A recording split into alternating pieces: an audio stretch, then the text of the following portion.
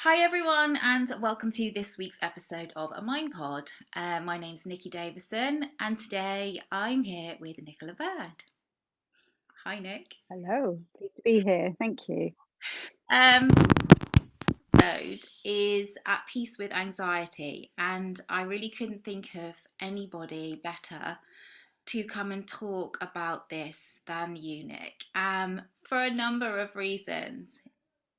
Firstly, because I will be eternally grateful for you for opening that door and having me see that little chink of light around my anxiety. And I know the thousands and thousands and thousands of people that you've helped who also have suffered with anxiety and have tried everything.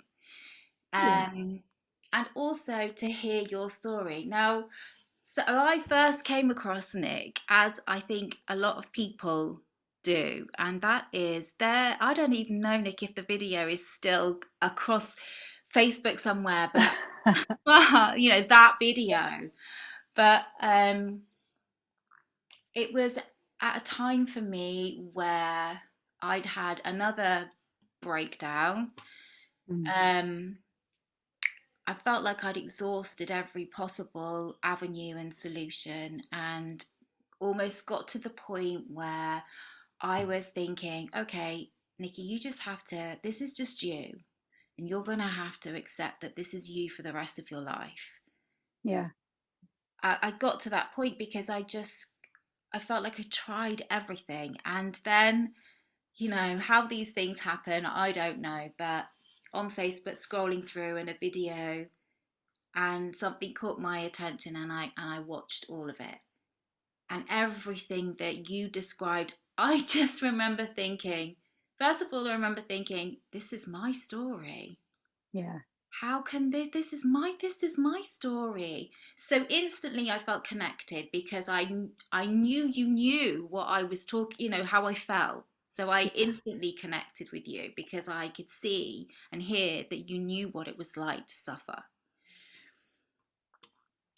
I guess also there were two other things kind of running parallel to that. And the first was I heard truth. Something in what you were saying I knew to be true. That idea of never broken, nothing to fix. And then just relief. And I remember I cried. And I'm not a crier. I'm really not a crier, but I cried because I just felt like finally there was some hope. Yeah. So I signed up for your 6 week program, as thousands of others have done.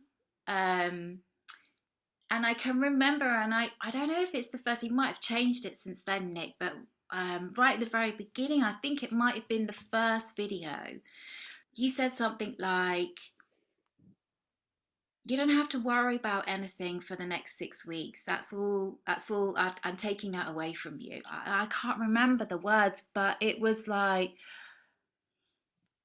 oh, it was just like somebody had taken the weight of the world off my shoulders instantly. And so, yeah, I did your 6 week course. I showed up to the calls, and actually what happened was I was completely focused on my anxiety, and I was definitely a tortoise. Definitely a tortoise in the sense that, people were having kind of whiz bang wow moments of realization. I kind of wasn't, I was just so focused on anxiety and where are the changes and why, what was happening at that time was, without me even realizing, there were other areas in my life that I wasn't looking at that started to change. Yeah. Like things that if you'd have said to me, if we'd worked together, if I'd have been your client and you'd said to me, okay, Nikki, what do you want? What do you want to work on? What do you want to I there are things there that I wouldn't have even given to you as something that I wanted to fix because I just thought they were so broken that they couldn't ever be fixed. And yet, while I was focusing on my anxiety and listening to you, these things started to change. And because those things started to change, I then kind of started to focus on those and notice those. And whilst I was doing that, the anxiety changed. And then I went through a phase where I found myself doing things and going places and looking for it. Yeah. I was looking for, okay, I'm in a restaurant. I'm in a restaurant with a friend and I haven't got my family with me and I'm okay. How come I'm okay? Well, you really are okay. Okay, all right, you're okay. You know? So cute. um, so yeah, that was kind of how I came to meet you, and obviously, kind of the journey's kind of continued since there. But Nick, would you mind sharing what anxiety was like for you and how change happened for you? Because I think it's different for everybody. Yeah.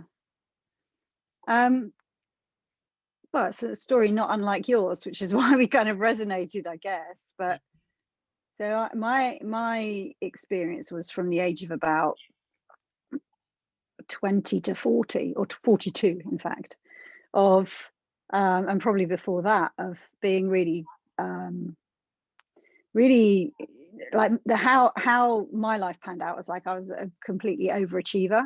So I was really driven and I was really striving to get top grades and top promotions and be recognized as a superstar by everyone wherever I went. And and got great results doing that. Got a lot of recognition, got great results, therefore more recognition. So I got more results, so I got more recognition, so I got more results, so I got more and my God, I was on this like treadmill of like having to perform, not having to, like loving it. Yeah, but really not. Yeah, I'm going for it, I'm going for it. I'd have told you, I'd have sworn blind, like, I love my life. and and then behind the scenes, I was having panic attacks and migraines and um agoraphobia, claustrophobia. Like I'd have this outward appearance of all is well, and behind the scenes, it was like, God, no, didn't want to let anyone be in behind the curtains because it was a shit show in there. Yeah. Right? Like you're just like, no way am I showing that to anyone. It was like I kept that very, very private. I didn't relate the two experiences at all. I didn't see how they were essentially the same thing. The panic attacks and the striving and the driving and the massive overachieving to kind of prove myself. I didn't see they were kind of related or the same thing. But so I'd have periods of a low level hum of anxiety where I just would worry about everything. But kind of that was my normal. I could cope with that. Like, that Mm. was invisible to me, the fact that I was slightly fearful and slightly worrying about everything, micromanaging, constantly thinking up future scenarios and trying to figure them out, like thinking. We're just a really busy mind. But that was on a good day. Yeah. Yeah. so so that was me being normal. And then when I'd really drive myself crazy, I would have periods of months where I was too scared to leave the house. I would have a panic attack if I got past the end of my driveway or into a car, or and and so I stopped leaving the house. And I had a newborn baby at that time, and we had to be indoors all day every day, and I just couldn't even walk around the block with her in the buggy. It was and I'd be like that for a few months, and just like ringing up helplines in the middle of a panic attack saying, I think I'm going to die, I can't live like this anymore, kind of thing, like in a real state. And that was when I was trying CBT and medication, and had appointments at the Priory and all this kind of stuff, because it was like, this is not right, Mm. and I need to get back to work so that I can Yeah. star as well, right? This is a real inconvenience. and and then I'd kind of come out the other side of it, for I don't even really know why. I'd kind of come out after a few months, and then I'd go back to my normal again, and then it would kind of sweep over me again, and I'd have these periods of just, I'd wake up at like 4:30 or 5 o'clock in the morning. I decided at one point it'd be a really good idea to get up and do a massively fast aerobic class at 5 o'clock in the morning, because I'd wake up with my heart pounding and adrenaline just coursing through my body, and I didn't know what to do with myself. I couldn't go out, Mm. and I couldn't be in, and everyone was asleep in my house. I just started to do aerobics classes and things like that to try and get rid of this hideous feeling. And I would be in panic attacks for just like huge, felt like, who knows how long it really was, but huge periods of times, like prolonged, could not catch my breath, breathing in and out of a paper bag. And Mm. then I'd come out the other side of it, and I remember going to work on the train, and I'd just be on the train going, what if I get one now? What if I get one? What if I can't get out of the train? What if I get one now? Can I just get to the next stop? Can I just get to the, so right, I'm going to get off here. And then I get a taxi and I go back home. And then the next day I'd try again. And it's like, can I do it? Can I do it? And I'd pack a spare shirt, because by the time I got to work, mine was drenched in sweat. Yeah. And I'd have a bottle of water, but I was okay on Tuesdays because Heat magazine would come out in those days. And so I'd stand and look at, I don't know, celebrity sweat patches or whatever was the Yeah. story of the day, right? But like I'd focus on that, and I'd try and don't grip the bar so tight, don't grip the bar so tight. Like, I had just the constant managing of the fear Yeah. to try and prevent the feelings of it.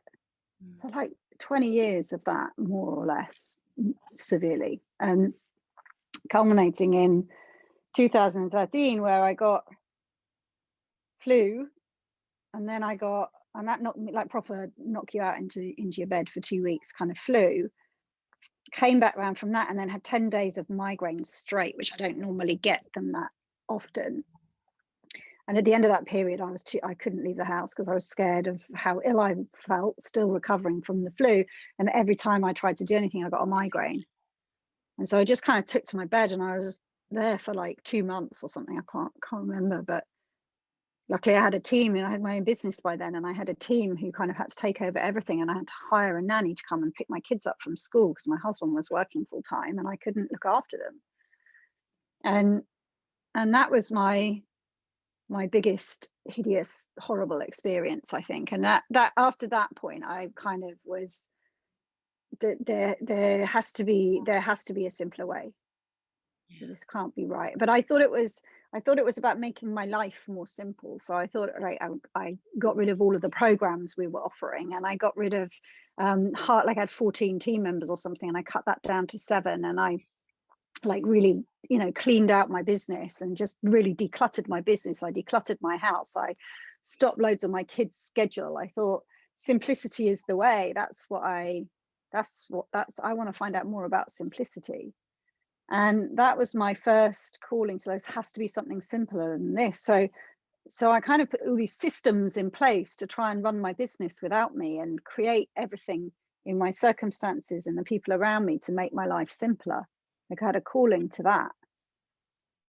And then the second breakthrough, like the second kind of wake up call, was my business that I had at that time hit my 7-figure revenue that I had been wanting.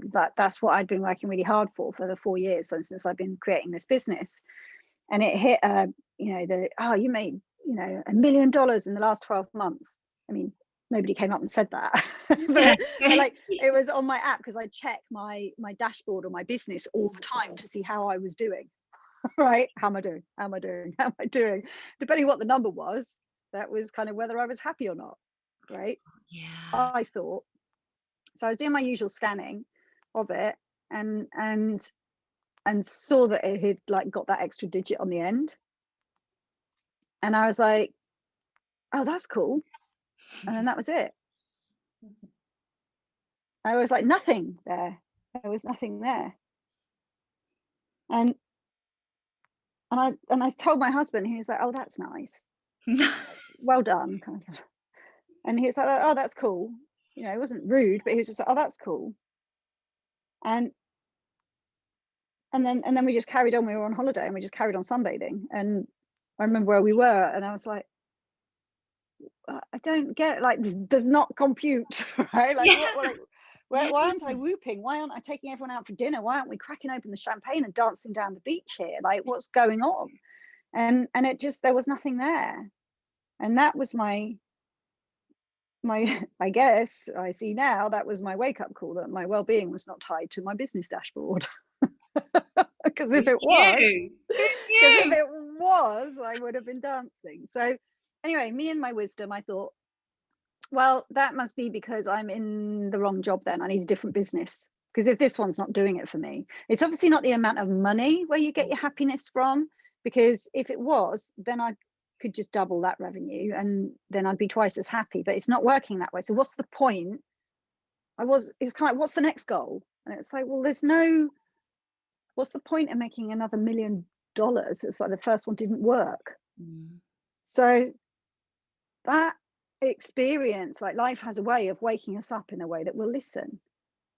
Yeah. Right. So it woke me up because I couldn't pick my kids up from school. I couldn't go and watch their sports matches, and my kids are really important to me. And it woke me up around the one thing that I was totally obsessed with was like how quickly I could grow my business and the revenues in my business, and so that I could be star of the class. Right. And so it kind of was, so I decided I was in the wrong career. And so I started looking around for like, well, what can I do then that will give me satisfaction and fulfillment, and what can I do? And so I looked around at all different careers and I couldn't decide what I was going to do next. And then, I happened to bump into a book of Jamie Smart's called Clarity. I thought, that's what I need. That's what I need. That'll help me decide which career I can do in order to feel happy.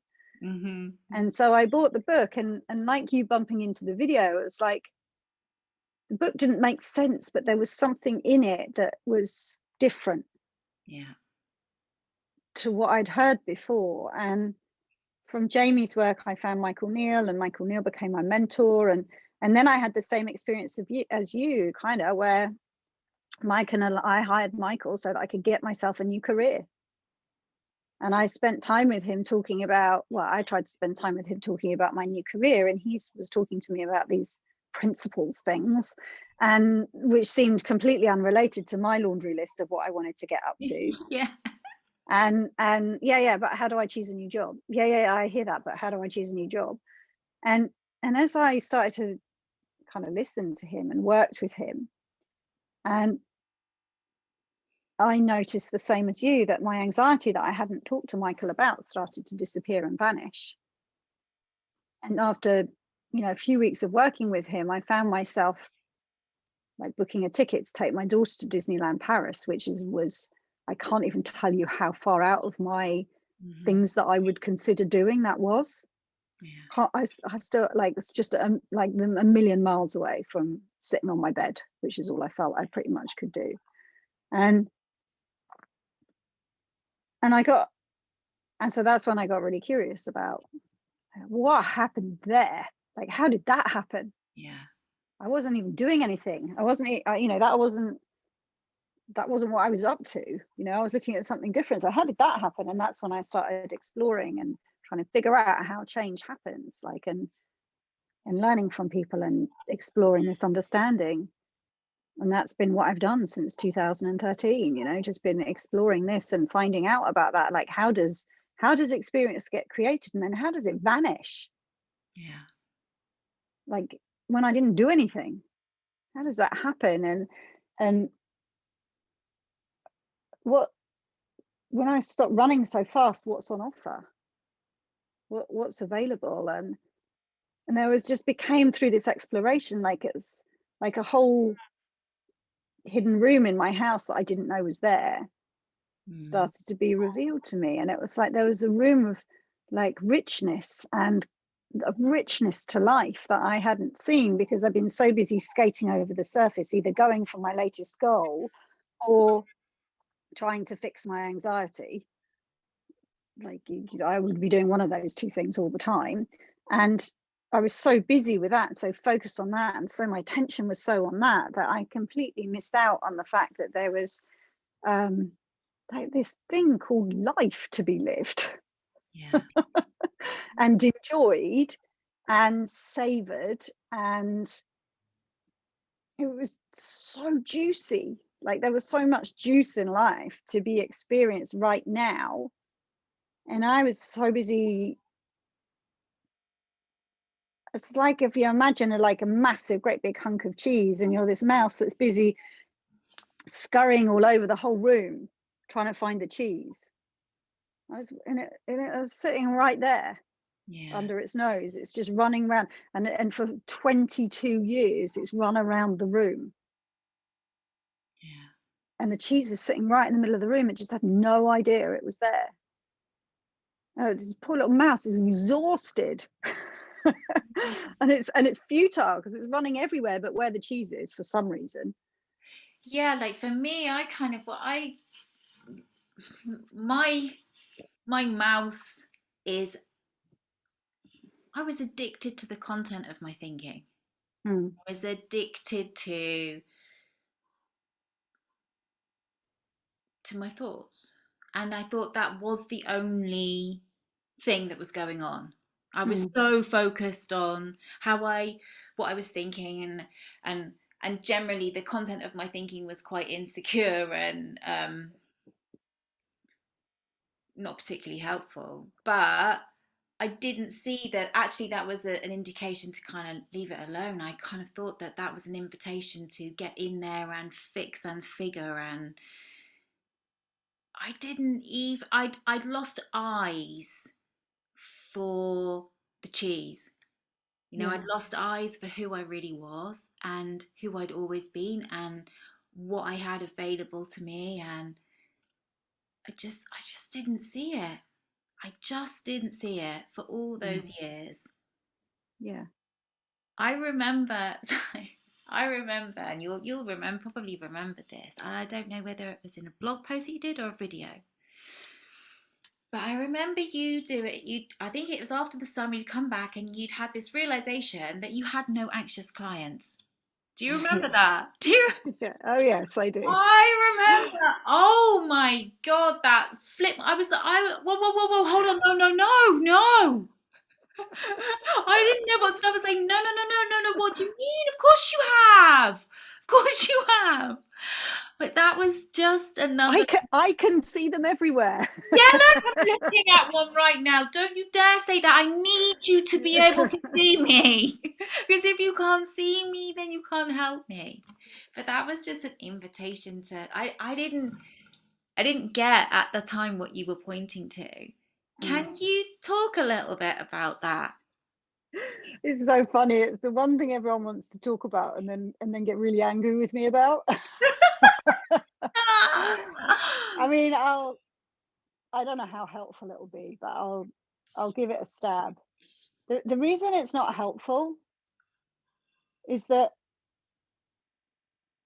people get up in their heads and start thinking about it, and that's not it's not helpful.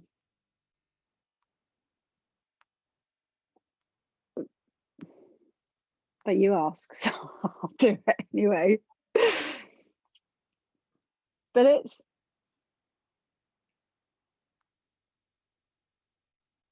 fundamentally what we're looking at in this conversation is that our experience is created from the inside out. So if we're living in, we kind of like the feeling that we walk around in, we see and form in the world outside of us.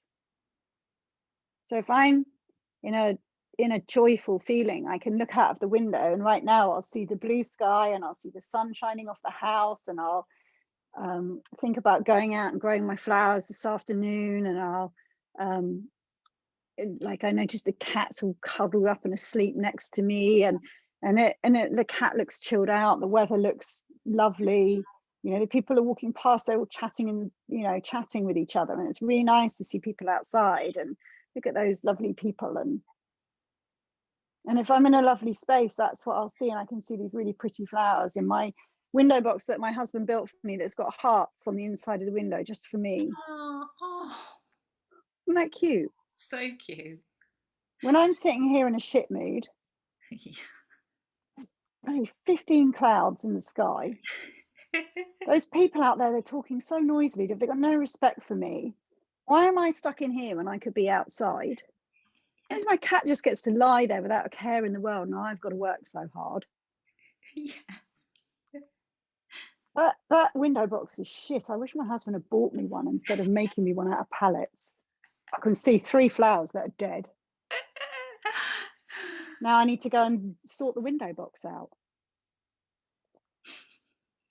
I thought that I was no longer anxious, and like that I wasn't. There are infinite levels of settling down, right? So I had definitely settled down out of panic attacks and fear-induced migraines and stressing out and all that. I'm like, oh, I'm good, right? Like I don't have that. That's not part of my life anymore. So I'm wandering around at this new level of consciousness and hugely appreciative of it, helping these clients that are showing up in front of me that look really anxious and like they're struggling and suffering. And just one day as I'm driving my car, I suddenly realized there are no anxious clients. That's me, that is. That's my consciousness being reflected right back at me in the world.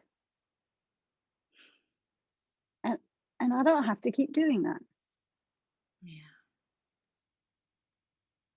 And it's like with that insight, it doesn't really matter whether you agree with it or not, but I'm just in awe of the fact that insight comes and you have the most random thoughts and it frees you up and Yeah. you drop a level and in that new world, whenever we drop a level of consciousness, look out we look out of the window and we see the flowers that are dying or we see the flowers that are alive, right? And the world looks like a different place. Like you could put a lie detector on me in one state of mind and I would tell you one story. I have to show you the window box now, right? Like with the little Oh hearts. no. Oh So I no. could tell you one story about these flowers and that woman walking outside. I could tell you one story about that, and it'd be like you could wire me up to a lie detection. I could say, oh, no, that is a gorgeous window box.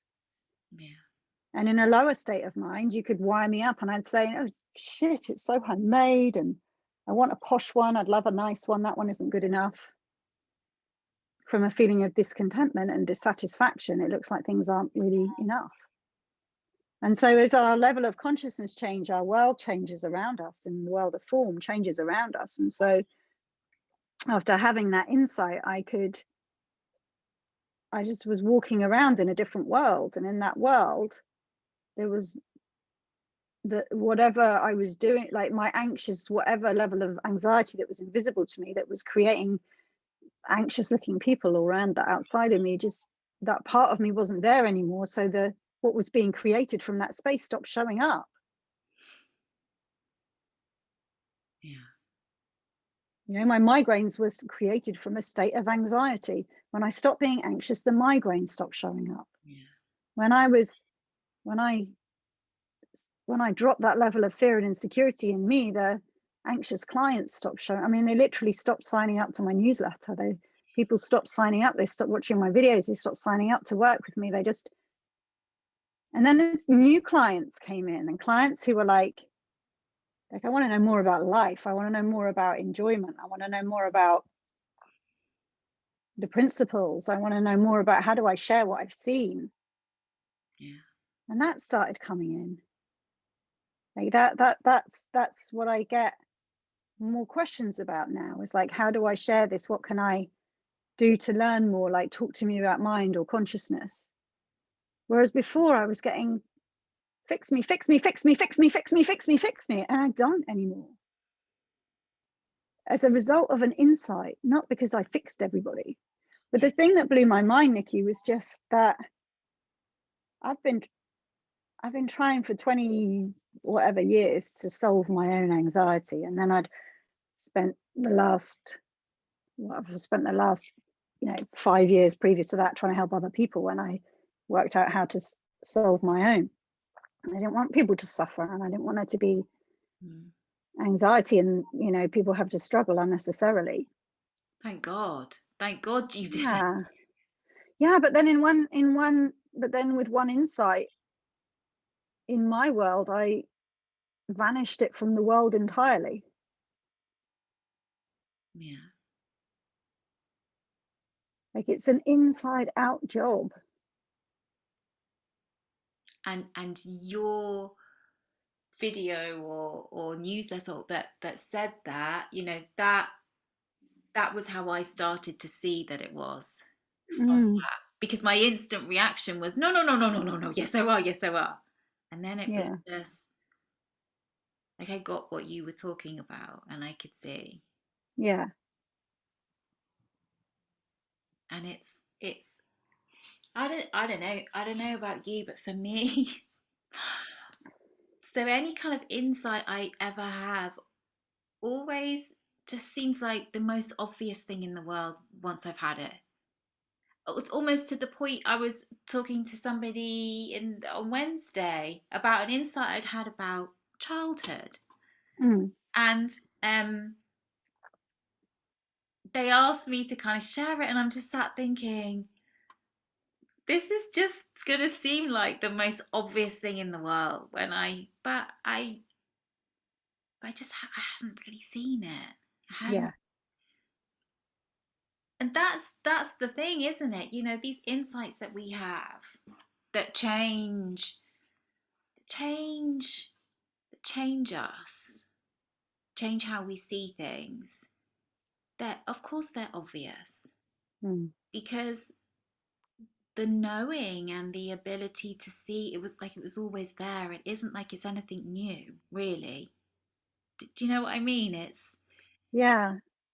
Yeah. I mean, I think yes and no, because to me, quite often, I love, the insights, the new thoughts that come to mind that you are not obvious to you or anyone else. Like I love those kooky like that one, right? Like their other anxious yeah, clients, like yeah, I'm just driving along minding my own business, right? And then you get that. yeah, Or I know, I think I'll grow cut flowers. It's like, I know I'll create a technology business.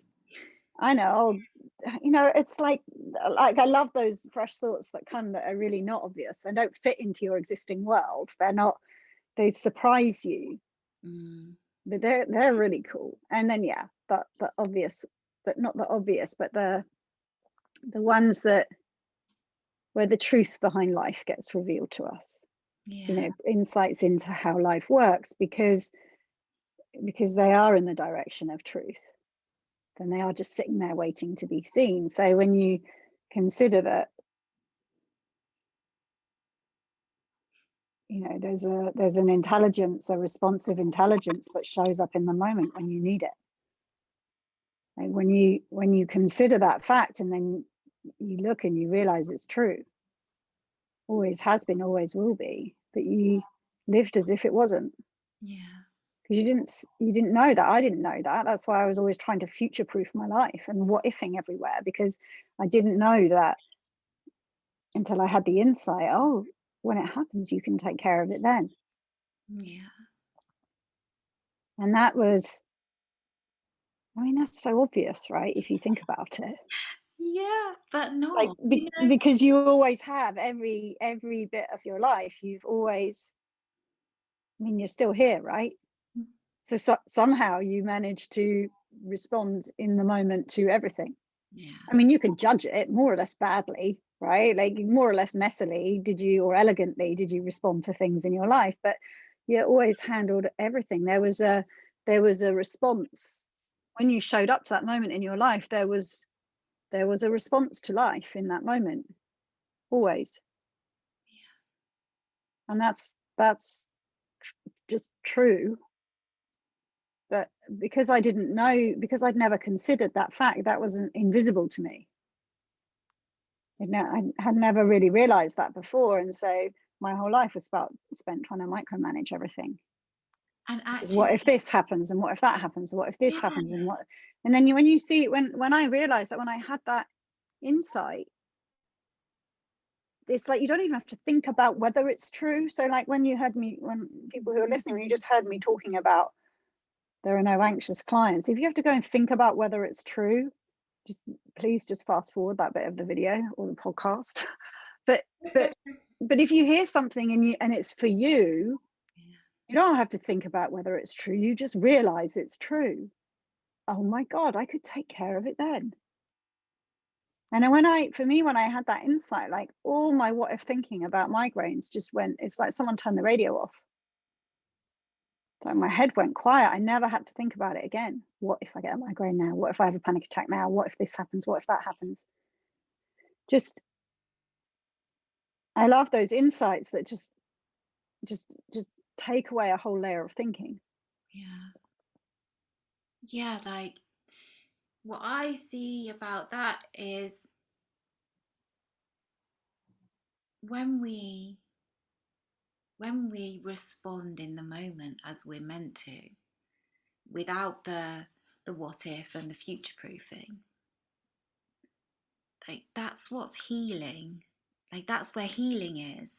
So so for me, thinking about things that happened to me as a child, and like, it was really tough, and yet reflecting on my childhood, uh, how much of a happy child I was. I was so happy as a kid, Mm, and successful in school, and achieved loads, and did loads of sports, and had loads of friends, and despite all of the things that were going on, mm. because I didn't know anything but to just respond in the moment and then move on. The problems happened later in life when I brought all of that into the now. That kind of is where the shit hit the fan. But actually, when it was actually happening, I was always okay. Like Yeah, that's yeah. Well, that's something that no, I've seen. yeah. So on that note, like just where you were saying there, like we are responsive in the moment when we're not what ifing and future proofing and all. No, even then, like we are never not responding to the moment. We're responding to our current thought, our current feeling, our current experience. Always, always have been. You can't get away from it. It's just the way it works for everyone all the time, regardless of how busy their minds are, um, how quiet their minds are, how spiritual they are, whether they're in the middle, the absolute peak of a panic attack, or on the verge of suicide. It's like people respond in the moment. Like, how could you respond to anything other than the moment? How can you respond to anything other than the now? It doesn't exist for you. Mm. So we're always responding in the moment. We're always responding in the moment. And I had somehow got the idea that if I didn't think about it in advance, I don't know what I thought would happen when I got to next Tuesday at 8 o'clock and I hadn't prepared for it. Would I just vanish into a puff of smoke or something? I don't know what I thought was going to happen. Like I never really thought about it, but I acted as if I had to future plan it all and that there wouldn't be something there when I arrived. It was never true. Mm. It just I just lived as if it was and suffered as a result of that, of my misunderstanding. And that's the thing about truth. It's we thought creates feeling. That's never not been true. We just never knew it worked that way. Yeah. Doesn't matter if you again in the middle of a panic attack or a massive depressive episode, worried about your health, your kids, your family, jumping for joy. Like that's always thought creates feeling. Always thoughts creating every one of those experiences. Always, and always has been, always will be. That's the point of a principle, right? It's always true. Mm-hmm. Mm-hmm. So as we something really reassuring about truth, Yeah. like, oh, that's the way it works. I never have to think about it again. That's so many of my insights come with that. It's like blah blah blah blah blah, and you don't have to keep doing that, Yeah. or you never have to do that again. Yeah. Yeah. Like the freedom for me that came with seeing the principles. I hadn't I hadn't had that kind of freedom for kind of like you about 20 years. Mm, It's that childlike freedom. That's what it feels like. I remember yeah, saying to you that um felt like I got Nikki back yeah, with her lightheartedness and joy and yeah. fun, and yeah, like, yeah. It's funny, isn't it? Like I see so many people. This isn't a principle. This is just how it looks to me. It's like we have our free and easy, like we're born perfect in wisdom and the way that we like we just come from the place from where we everyone comes from, just totally from nothingness into form, like just pure and simple. And then we gather all our beliefs and we start to create an identity and judgment, and then that gets really extreme as we get into our teen years. Mm-hmm. And then to escape the pain of our teen years, we kind of go into, creating, designing our life mode, Yeah. right, to escape the pain and suffering. And then we go into like, got to get the right husband, the right kids, the right babies, the right partner, the right university degree, the right job, and the right everything. And so we're all about managing the circumstances and the events, and using everything that we know to try and create our lives to bring us happiness, because we all have a calling back to home. We Yeah. know it's there, and then we just use whatever we know that makes sense to try and get it, whether it's wine, whether it's running, whether it's having the right number of babies, whether it's having the right number on your business dashboard. And then life's genius because it's so intelligent that it uses whatever's going to get your attention to wake you up. Yeah. Usually, weirdly, around the age of 42, for some reason. That's what I keep noticing. Around the age of 42. There's so many people that are like, well, as I was 40, as I was 41, as I was 42, there's something around, that life attempts to wake us up. Yeah. And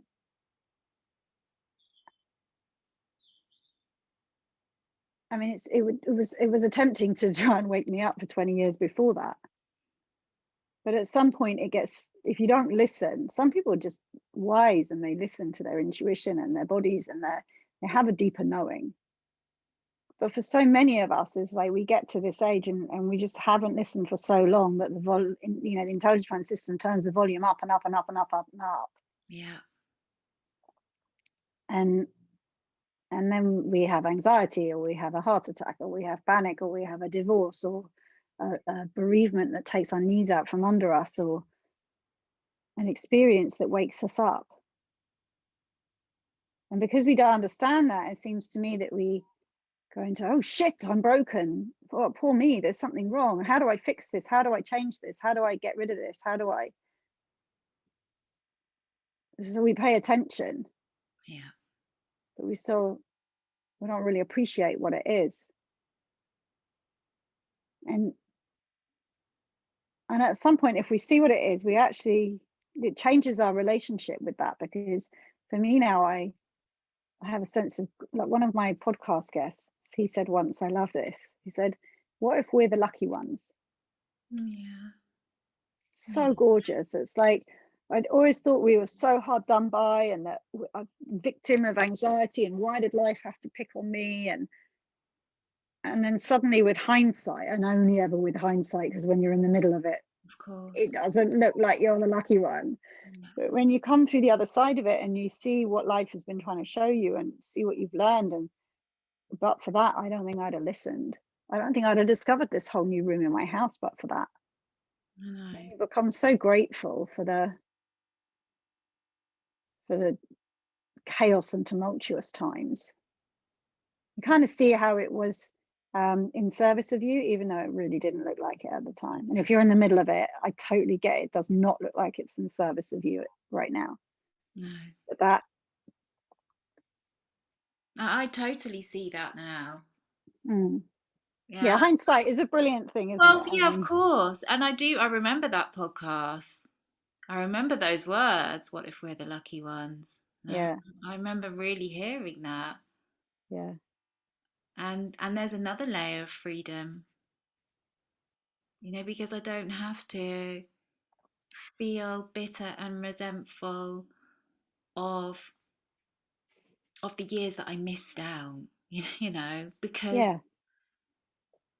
Or because all the shitty looking decisions it looked like I made from that place.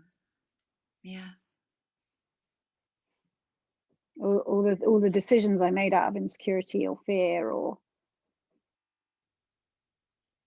I mean, you could really give yourself a downer if you if you went down that route. But yeah, one of the things that we get to see is that Well, you can, because you're always going to feel your thinking now. So if you feel sad, um, kind of guilty feelings about how you behaved in the past, or with you, then you're going to feel that right now. You're going to feel that, Yeah. and you don't have to do that. I know. It's so simple. It's like, you don't have to keep doing that. And it really is. And this is the beauty of it. The real beauty of it, the fact that it is just so simple, and as well as that, it isn't something simple that you've got to learn. It's something simple that you've always known and has always been in you. Like it's as much a part of you as your heart that Yeah, beats. So it's a perfect and beautiful place to finish.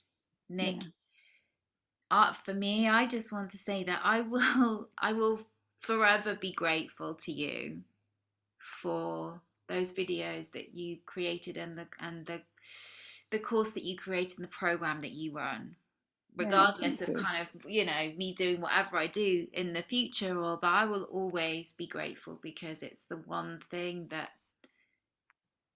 just changed everything. And when I say everything, like you said, your anxiety going, my anxiety going, that was the booby prize. Yeah, Yeah, because what seeing what I see because now. there's a life to be lived. Yes. Yeah, Yeah. you get your life back. Like you've been living a 10% of what you've been living a 10% life. Yeah. Yeah. So it might not be. It might be that there might be someone listening who doesn't know you, Nick. I would be quite surprised. I'm sure there's quite a few people who don't But know me. if they don't, can you just explain to people how they can find you, and what you do and what's available for them if they've heard anything from you today? Yeah, well, I my website's a little piece of mind.co.uk, and